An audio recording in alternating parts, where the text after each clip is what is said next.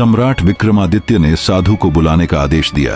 एकांत वातावरण में राजा विक्रमादित्य ने शांत स्वर में साधु से पूछा, आप इतने बहुमूल्य रत्न कहाँ से लाते हैं? साधु ने हल्की मुस्कान के साथ उत्तर दिया, महाराज, ये रत्न मेरी सिद्धियों का परिणाम है। मैं गोदावरी नदी के तट पर स्थित एक श्मशान में गुप्त साधना कर रहा हूँ। जब यह साधना पूर्ण हो जाएगी तो मेरे सभी मनोरथ सिद्ध हो जाएंगे। फिर वह थोड़ी देर रुका और गंभीर स्वर में बोला, लेकिन इसके लिए मुझे आपकी सहायता की आवश्यकता है। यदि मैं यह बात पहले ही कह देता तो संभव है आप बिना पूरी बात सुने ही मुझे अस्वीकार कर देते, इसलिए मैंने यह मार्ग अपनाया। अब मैं आपसे विनती करता हूँ, साधना की अंतिम रात्रि पर मेरे सिद्ध स्थान पर अकेले आकर मेरी सहायता कीजिए। इससे अधिक अभी कुछ बताना संभव नहीं। राजा विक्रमादित्य गंभीरता से सब समझ रहे थे।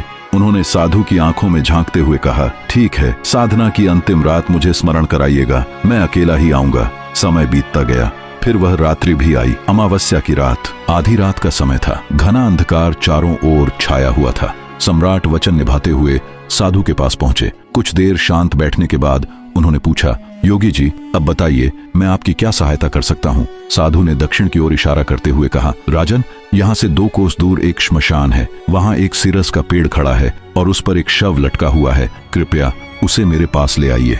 राजा ने बिना कोई प्रश्न किए सिर हिलाया और अकेले ही उस भयावह श्मशान की ओर बढ़ चले, जहाँ अंधकार सिर्फ बाहर नहीं भीतर भी उतरने को आतुर था।